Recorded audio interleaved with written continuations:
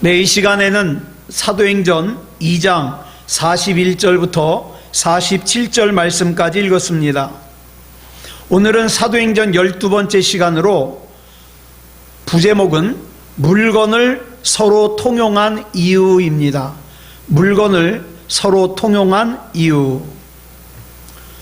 우리는 앞에서 성령 받은 베드로의 첫 번째 설교를 사람들이 들은 후 자기가 저지른 범죄를 깨닫고 어떻게 반응합니까? 어찌할꼬 이렇게 물었어요. 어찌할꼬, 내 죄를 어찌할꼬, 이 일을 어찌할꼬.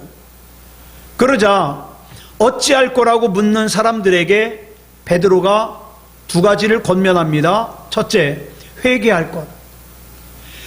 하나님 앞에서 회개할 것을 권면하고, 그 다음에 더불어서 그리스도와 연합한 세례의 삶을 살으라는 거예요. 그러면 이렇게 회개하고 그리스도와 연합한 세례의 삶을 살면 누구든지 그리스도 안에서 성령 충만한 삶을 살 수 있음을 일깨워 주었습니다. 자, 이 말을 들은 사람들의 반응이 본문 41절로 42절에 나옵니다. 같이 읽겠습니다. 시작. 그 말을 받은 사람들은 세례를 받음에 이날에 신도의 수가 3,000이나 더하더라. 그들이 사도의 가르침을 받아 서로 교제하고 떡을 떼며 오로지 기도하기를 힘쓰니라. 굉장히 놀라운 일이 벌어졌습니다. 여러분, 하루에 3,000명이나 되는 많은 사람들이 세례를 받고 그리스도인이 되었습니다. 그들은 사도들에게서 하나님의 말씀을 배우고 또 성도들과 교제하면서 서로 연합해가지고 기도하기를 힘썼다 그랬어요. 하루에 3,000명에 달하는 많은 사람들이 세례를 받고 그리스도인이 되는 것은 굉장히 엄청난 사건이에요. 그런데 엄청난 사건이 그걸로 끝나지 않았습니다. 사도행전 4장 4절을 보면 또 다른 사건을 이렇게 기록하고 있어요. 시작. 말씀을 들은 사람 중에 믿는 자가 많으니 남자의 수가 약 5,000이나 되었더라. 하루에 3,000명이나 되는 사람들이 세례를 받은 것도 놀라운 일인데, 얼마 지나지 않아서 더 많은 사람들, 5,000명에 달하는 많은 사람들이 예수님을 구주로 영접했습니다. 그러니까 며칠 사이에 몇 명이 예수 믿기 시작한 거예요? 8,000명이. 2000년 전에 예루살렘에서 살았던 사람들의 인구에 대해서 여러 가지 견해가 있어요. 뭐 어떤 사람은 남녀노소를 다 합해서 3만 명 정도가 살았다는 사람도 있고, 어떤 사람은 5만 명 정도가 살았다는 사람도 있고. 그런데 학계에서 가장 인정받는 수는 성소고고학 리뷰라는 책의 편집장인 허셀 생크스와 그 다음에 에즈버리 신학대학의 벤 위더링턴 3세가 공동으로 쓴 책인데요, 책 제목이 뭐냐? 예수의 형제라는 책이에요. 이 예수라는 형제에서 인용한 2000년 전에 예루살렘의 인구 밀도를 몇 명으로 추산하고 있냐? 8만 명으로 추산하고 있습니다. 그래서 신학자들은 이 8만 명이 가장 신뢰할 만하다, 이렇게 보고 있어요. 자, 이 8만 명은요, 남녀노소 다 합한 수입니다.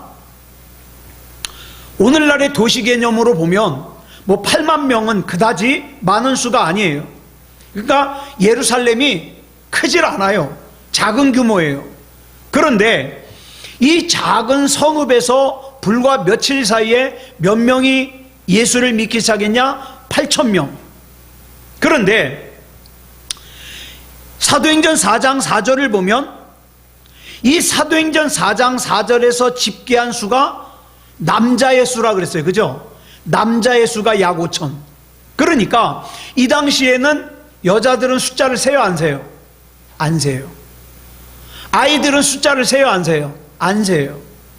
그러니까 남자, 여기 나오는 이 3,000명, 5,000명은요 남자의 수예요. 남자, 성인. 그러니까 8천 명이 예수를 믿기 시작했다. 어떤 사람이? 남자 성인이. 그러니까 쉽게 말해서 8천 가정이 예수를 믿기 시작한 거예요. 당시 대가족 제도예요. 한 가정에 남편과 아내, 그 다음에 두 자녀, 그 다음에 양가 부모 중 한 명, 이렇게 보통 이런 가정이에요. 5명. 이게 평균이에요. 자, 그렇다면 당시 예루살렘에 8만 가정이 있다. 8만 명이 있다. 이것은요, 가정으로 치면 이건 어마어마한 숫자예요. 자, 아까 8천 명이 예수를 믿었다 그랬는데 이 8천 명이 다 남자 가장이에요. 그러면 여기에 곱하기 무엇을 해야 가족이 됩니까? 5를 하면 돼요. 그러면 몇 명이에요? 8, 5, 40, 4만 명이에요. 예루살렘이 8만 명이 사는데 그 중에 4만 명이 예수를 믿기 시작했다는 거예요. 이는 예루살렘 전체 인구의 반이나 되는 숫자예요. 불과 며칠 사이에. 즉, 두 사람이 있으면 그 중에 한 사람은 예수 믿는 사람이라 이 말이죠. 생각할수록 엄청난 일이에요. 이 부분에서 교회 성장학자들이 뭐라 그러냐? 자, 봐라. 예수님의 제자는 불과 12명이었다. 게다가 거기서 가룟 유다를 빼면 11명이었어. 근데 이 작은 수가 사도행전 1장에서는 가룟 유다를 대신할 마띠아를 포함해가지고 마가의 다락방에서 기도한 몇 명이 됐어요? 120명이 됐어요. 이 120명이 불과 며칠 사이에 3,000명이 됐고 불과 며칠 사이에 8,000명이 된 거예요. 자, 이렇게 교인의 수는 천문학적으로 늘어나야 정상이다, 이렇게 주장을 하는 거죠. 그러나 자, 보세요. 그것만 볼 것이 아니라 사도행전이라는 전체의 틀에서 본문을 좀 냉철하게 볼 필요가 있어요.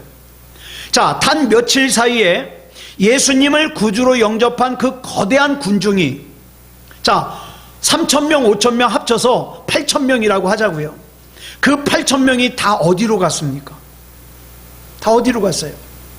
그걸 알려면 그로부터 약 30년이 지난 후에 사도 바울이라는 사람이 3차례에 걸쳐서 전도 여행을 해요. 그리고 3번째 전도 여행을 마치고 예루살렘으로 돌아왔을 때 그 전도 여행을 마치고 돌아온 사도 바울을 환영하는 그리스도인들이 성경에 보니까 극소수예요. 즉 예수 믿는 사람들이 극소수라 이 말이에요. 오히려 예루살렘에서 살고 있던 대다수의 유대인들이 사도 바울을 죽이려고 그랬어요. 그죠? 죽이려고 그랬어요. 유대인들은 그리스도의 사도가 된 바울이 자기네들 유대교를 배반했다 그래가지고 이 사도 바울은 반드시 제거해야 될 유대인의 공공의 적이라고, 배신자라고 이렇게 점찍고 틈만 나면 죽이려고 했습니다. 이렇게 바울의 생명이 바람 앞에 등불처럼 위태로웠지만 위험을 무릅쓰고 바울을 살리려고 나서는 그리스도인은 아무도 없었다는 사실이죠. 자, 보세요. 하루에 남자 가장만 3,000명씩, 5,000명씩 그리스도인이 될 정도였다면 적어도 그로부터 30년 후에는 예루살렘에 살고 있는 모든 사람들이 예수님을 믿어야 되지 않겠습니까? 그러나 실제로는 그렇지 않았다는 사실이에요. 예루살렘 도처에는 예수님을 대적하는 사람들로 가득했어요. 만약에 그 뒤에 사건에서 보면 예루살렘의 경비대장이었던 로마 군대의 천부장 루시아라는 사람이 군대를 동원해 가지고 사도 바울을 보호하지 않았다면 아마도 사도 바울은 로마의 복음을 전하기는커녕 예루살렘에서 유대인들에게 맞아 죽었을 겁니다. 자, 그러면 우리 여기서 좀 심각하게 물어보자고요. 한 번 설교에 3,000명이 예수 믿기 시작한 이 사람들 도대체 다 어디 갔어요? 예? 하루아침에 5,000명이 예수 믿기 시작한 사람들이 다 어디 갔냐 이 말이에요. 사도행전 2장과 4장을 넘어서면 더 이상 이 거대한 그리스도인의 군중은 찾아볼 수가 없어요. 사도행전 8장의 증언처럼 스데반의 순교로 촉발된 박해로 많은 그리스도인들이 예루살렘을 떠납니다. 그리고 뿔뿔이 흩어집니다. 그래도 그렇죠. 아까 가장이 8,000명이면 그 가족까지 합하면 몇 명이라 그랬어요? 4만 명이라 그랬어요. 그 사람들이 다 떠났을까요? 그러진 않았을 거예요. 분명히 우리가 짐작할 수 있는 것은 이때에 예수님을 구주로 영접하고 세례받은 사람들이 그때에도 살고 있었어요. 30년 뒤에도. 그러나 더 이상 내가 예수쟁이라는 것을 드러내지 않는 거예요. 내가 예수를 극성스럽게 안 믿는 거예요. 바뀐 거죠.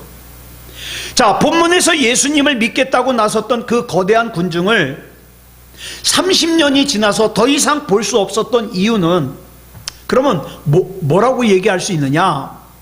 그들의 행위, 즉 남자 장정만 3,000명이 앞을 다투어서 세례를 받고 5,000명이 예수님을 구주로 영접하고 그리스도인이 되겠다고 했던 그것들은 결국 남들이 하니까 나도 얼떨결에 군중 심리에 따라갔던 것뿐이지 진짜 그리스도인은 아니다. 이렇게밖에 볼 수 없는 거예요. 나도 왕년에 열심히 교회 다녔어. 교회는 다녔죠. 그러나 그리스도인은 아니었을 가능성이 크다 이 말이에요. 그저 단순히 사람 따라가다 보니까, 분위기와 감정에 휩싸이다 보니까, 남들이 세례받으니까 나도 그냥 세례를 받아야 되는 줄 알아서 세례를 받았을 뿐이지 예수님과 인격적인 교제는 없다. 그러니까 예배를 떠나는 것이 아무렇지도 않아요. 그러니까 하나님을 떠나는 것이 아무렇지도 않아요. 이렇게 변질되어 갔다. 그 사람들 다 어디 갔냐 이 말이에요. 수천 명이 한꺼번에 말씀을 배우고 기도에 힘쓰기는 했지만, 여러분 신앙생활의 믿음의 가장 근본적인 건 뭐냐? 예수 그리스도와 연합하는 거예요. 그러나 예수 그리스도와 연합한 사람들은 거의 없었다는 뜻이 되는 거죠. 그래서 본문 41절을 보면 이 사람들을 헬라어 단어로 뭐라 그러냐? 푸시케라 그래요.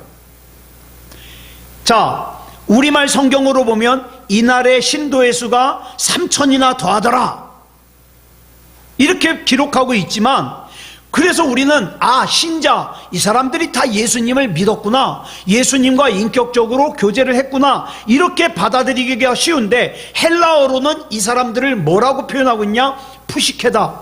푸시케는요, 제자나 신자를 뜻하지 않아요. 뭘 뜻하냐? 영혼을 가지고 있는 육체를 뜻해요. 영혼은 가지고 있어요. 그 영혼이 영생이 있는지 없는지 그건 중요하지 않아요. 그냥 영혼이 있어요. 천국 갈 영혼인지 지옥 갈 영혼인지 모르지만 어쨌든 영혼을 가지고 있어요. 그런 존재라 이 말이에요. 자, 그러면 여기 나오는 3,000명, 5,000명을 제자나 또는 신자라 그러지 않고 푸시케라는 단어로 기록한 이유가 뭘까요?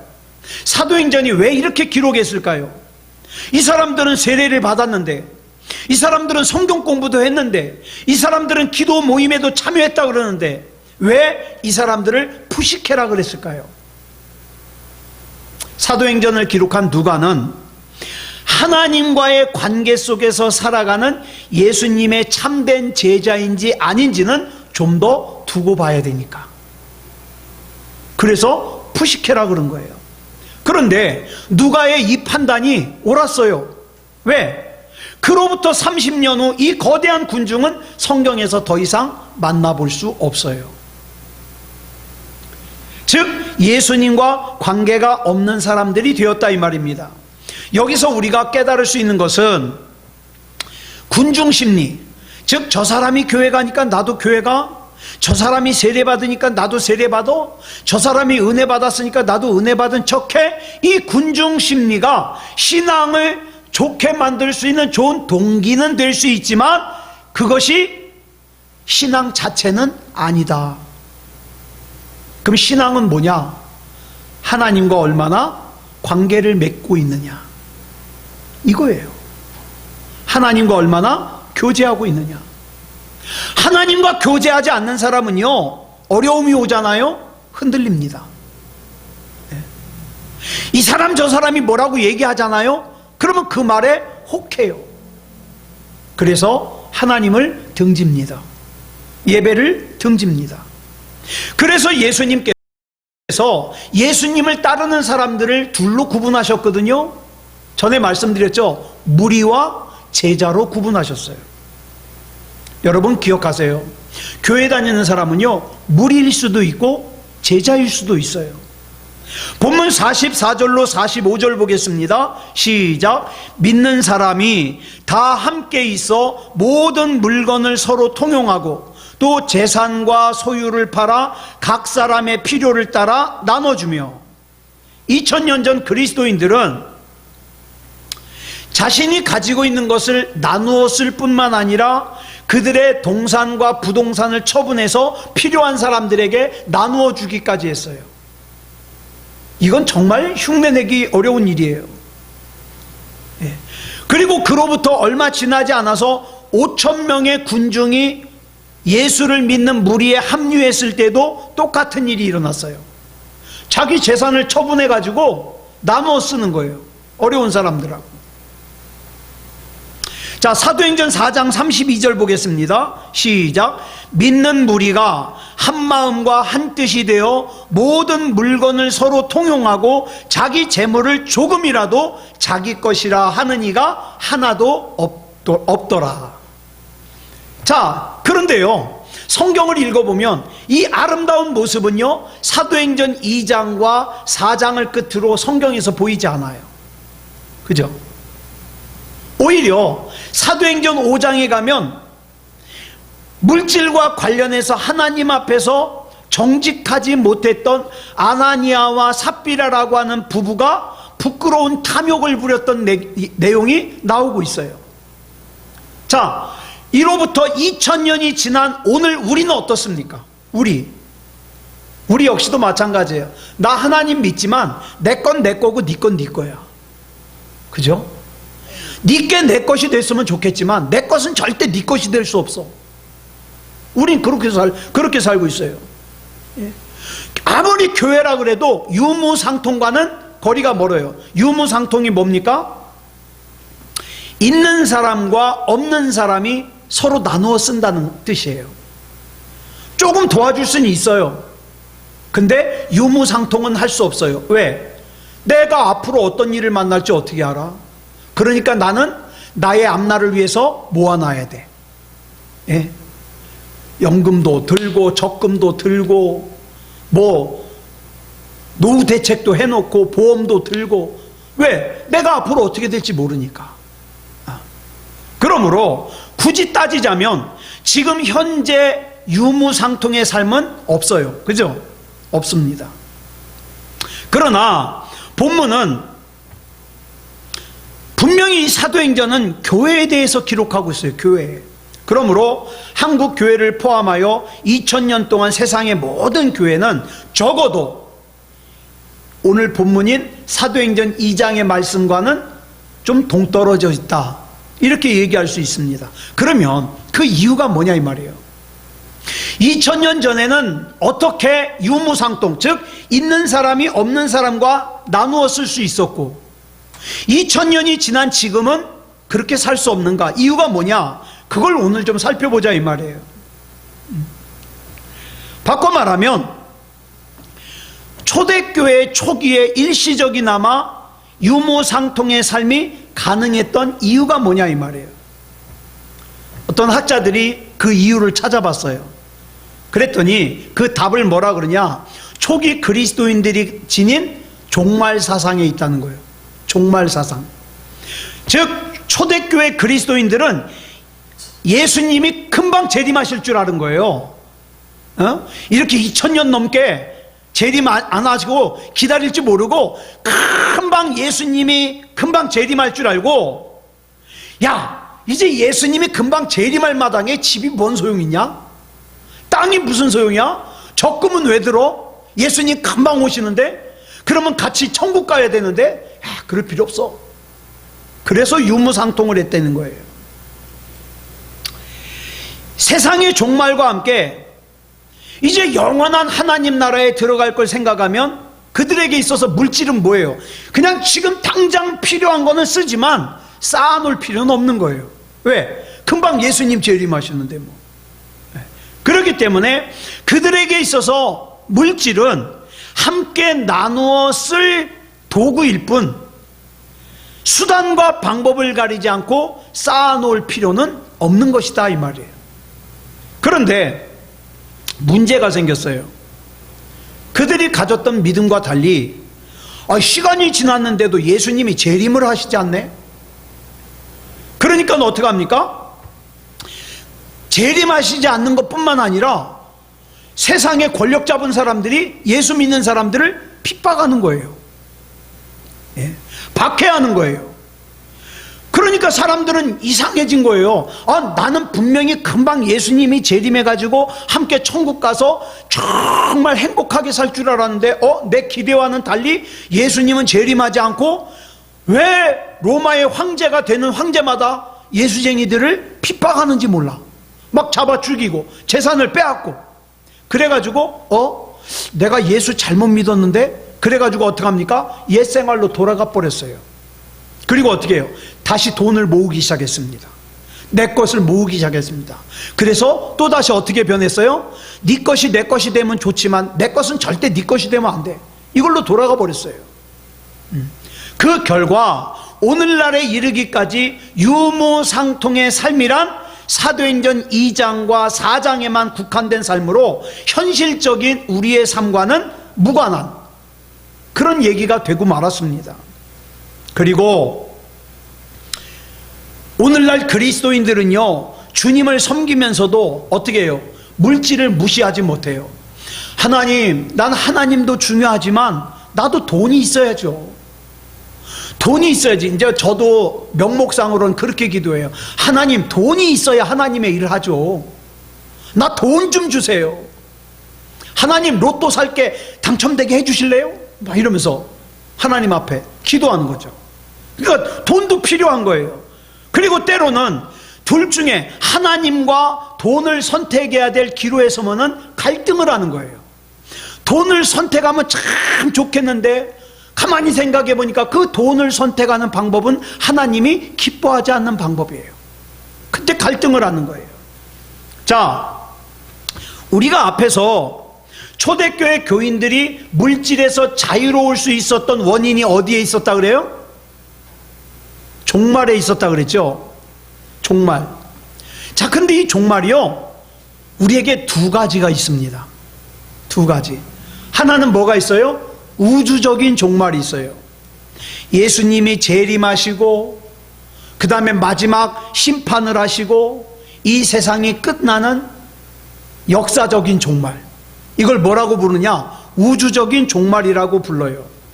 사람들은 이 우주적인 종말이 눈앞에 닥쳤다 그럴 때 어떡합니까? 직장도 그만두고 자기 집도 팔고 적금도 깨트려가지고 모여가지고 하얀 소복 입고 주여 어서 오시옵소서, 그런 다미 선교회가 되는 거예요. 이 사람들 왜 그렇게 미쳤어요? 우주적인 종말이 온다고 믿었으니까 그렇게 미친 거예요. 그 외에도 많아요.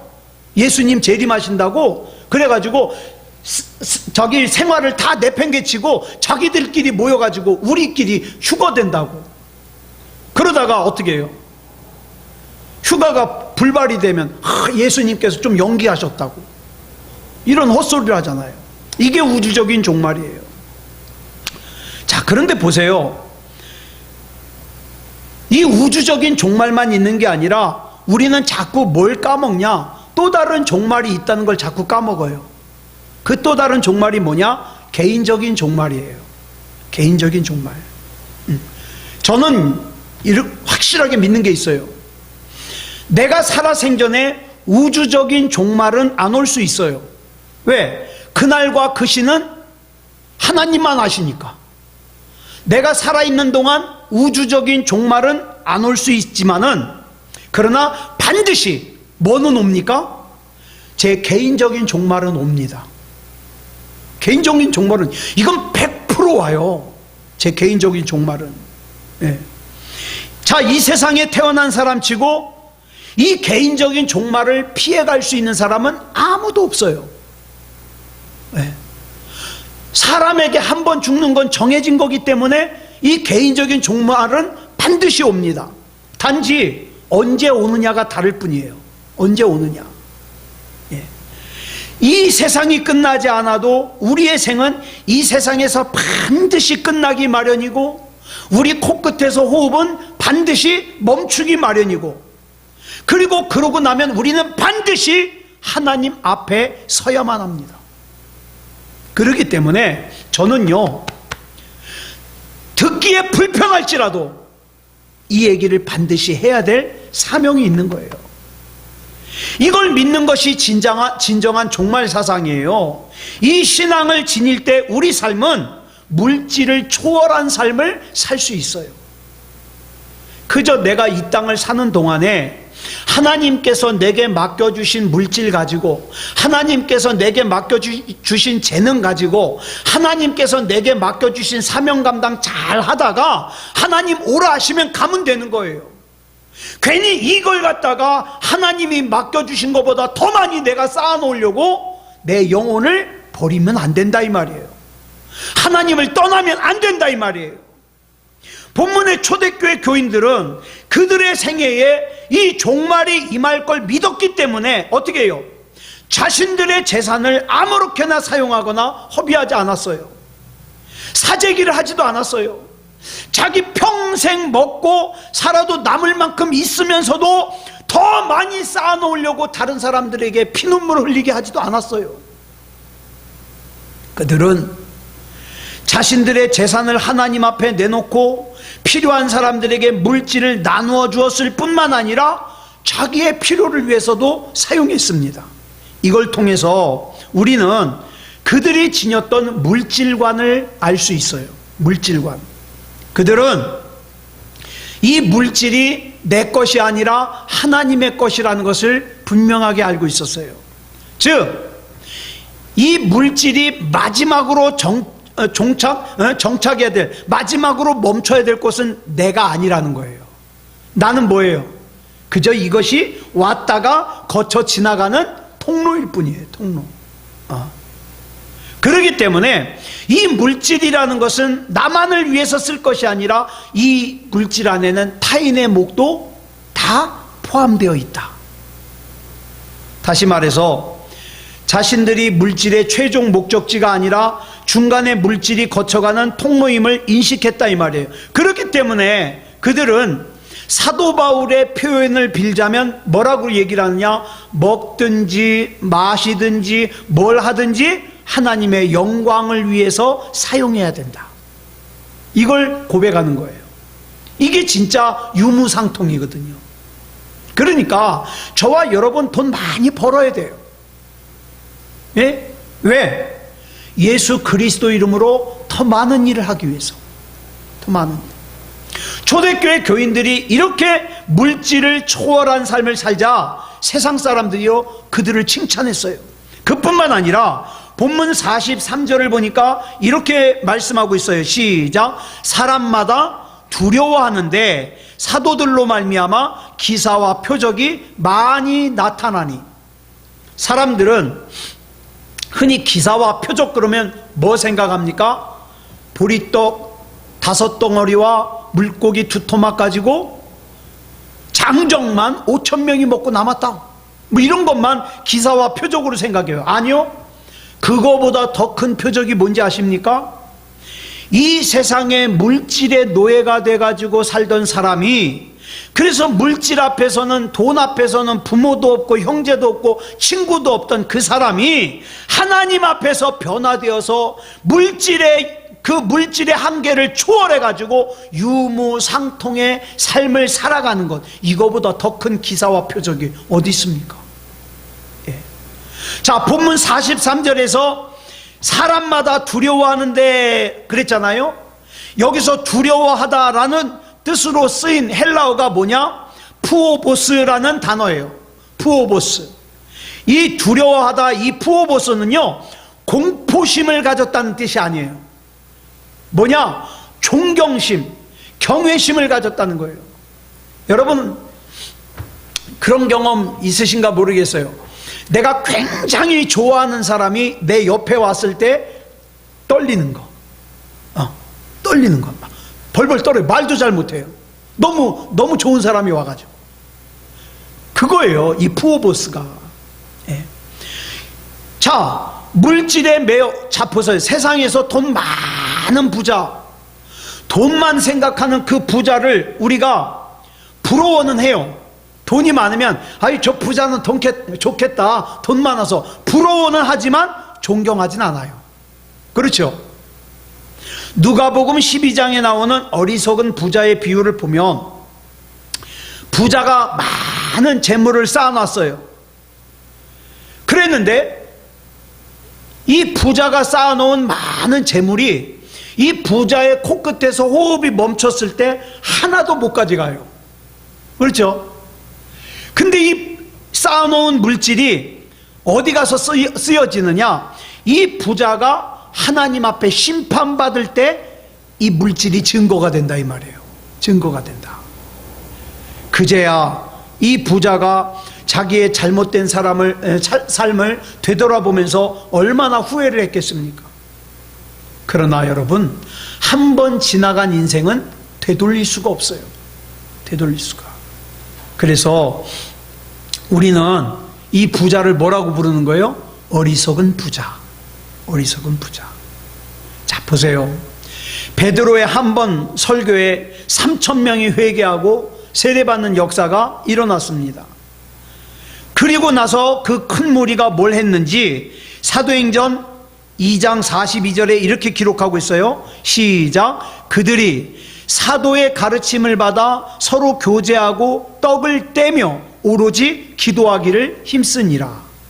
그리고 46절을 보면 이렇게 기록하고 있어요. 시작. 날마다 마음을 같이하여 성전에 모이기를 힘쓰고 집에서 떡을 떼며 기쁨과 순전한 마음으로 음식을 먹고 그랬습니다. 자, 이 두 구절을 보면 공통적으로 나온 게 뭐냐? 떡을 떼다라는 단어가 나와요. 떡을 떼다. 특히 본문 46절에서 집에서 떡을 뗐다는 거예요. 집에서 떡을 뗐다. 예. 여기서 말하는 집에서를 갖다가 헬라어로 카트 오이콘이라 그러는데, 이는 특정한 집을 얘기하는 게 아니라 집집마다 돌아가면서 유대인들이 성전에만 가야 하나님을 예배할 수 있다고 생각했던 이 잘못된 생각을 했던 반면에 초대교회 그리스도인들은 어떻게 했어요? 처음부터 내가 믿는 하나님은 안 계신 곳이 없으니까 우리가 집집마다 돌아가면서 모임을 갖자. 그래서 집집마다 돌아가면서 예배를 드렸어요. 그때마다 떡을 떼었다는 거예요. 떡을 떼었다. 자, 그런데 우리가 여기서 착각하는 게 있어요. 떡을 떼었다 그러니까 그들이 사랑과 교제의 식탁을 나누었으니까 아마 떡을 나눠 먹었다 이런 뜻인가 보다, 이렇게 착각을 해요. 여러분, 여기서 쓰인 떡은 그것과 달라요. 예? 애찬을 나눈 것은요, 순전한 마음으로 음식을 먹고라고 표현했는데, 떡을 떼는 것은요, 그 식사한 것과 따로 설명을 하고 있어요. 따로. 자, 신약 성경에서 떡을 떼었다라는 것은 무슨 뜻이냐면 성찬 예식을 했다는 뜻이에요. 성찬 예식을 했다. 이 초대교회 그리스도인들은요, 모일 때마다 성찬식을 했어요. 모일 때마다. 왜? 예수님의 명령을 기억하기 위해서. 주님께서 고난을 당하시기 전에 제자들과 함께 하신 우리가 최후의 만찬이라 그러죠. 그 최후의 만찬에서 이 제자들에게 성찬 예식을 행할 것을 직접 명령하셨어요. 그래서 이것과 관련해서 사도 바울이 고린도전서 11장 23절로 26절에서 이렇게 증언합니다. 시작.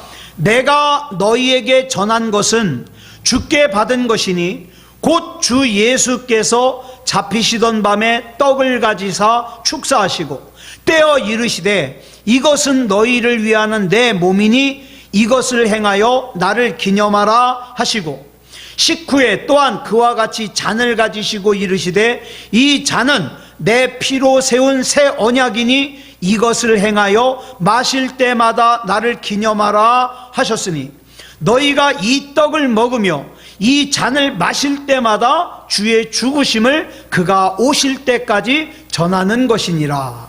아멘. 그러니까 성찬식은 예수님이 재림하실 때까지 우리의 죄값을 대신 치르기 위해서 십자가에서 돌아가신 주님을 기념하는 의식이에요. 이건 주님이 만든 의식이에요. 이 성찬 예식의 떡은 뭡니까? 십자가에 못 박히신 예수님의 몸이에요. 몸.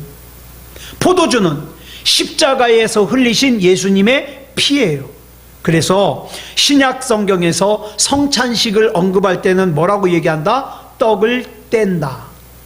우리는 흔히 떡을 먹는다 그러잖아요. 떡을 먹는다는 것과 떡을 떼는 것은 달라요.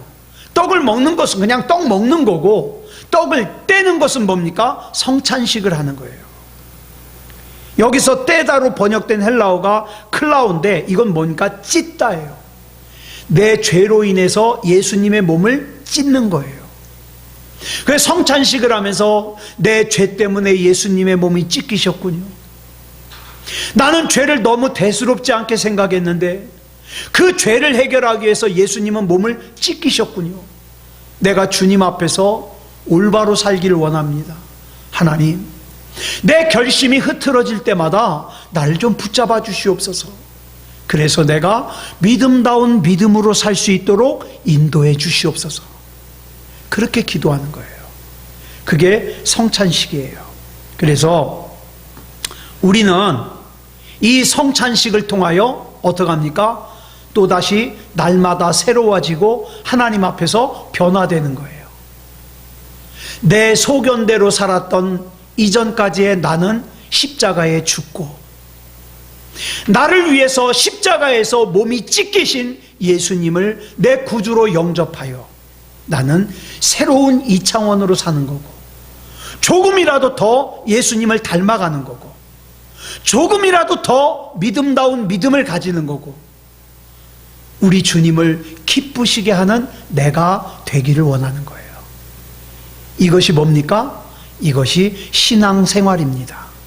아무쪼록 저와 여러분이 이 온전한 신앙생활을 하는 가운데 날마다 여러분 한 걸음이라도 좋아요, 조금이라도 좋아요, 주님으로부터 멀어지지 않고 가까이 가는, 그래서 조금이라도 더 믿음다운 믿음으로 사는 그런 저와 여러분이기를 그리스도 예수님의 이름으로 축복합니다.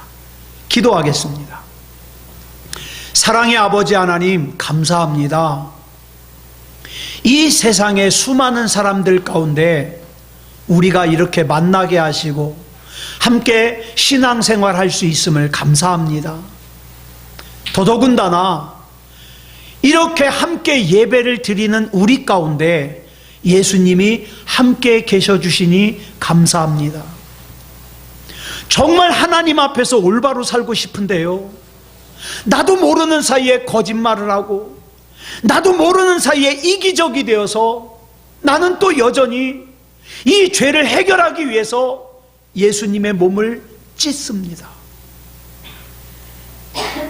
예수님이 십자가의 고통을 당하심으로 내가 구원함을 얻어 내가 다시 하나님의 백성이 되어 내가 거룩한 종이 되어 다시 주님을 예배합니다.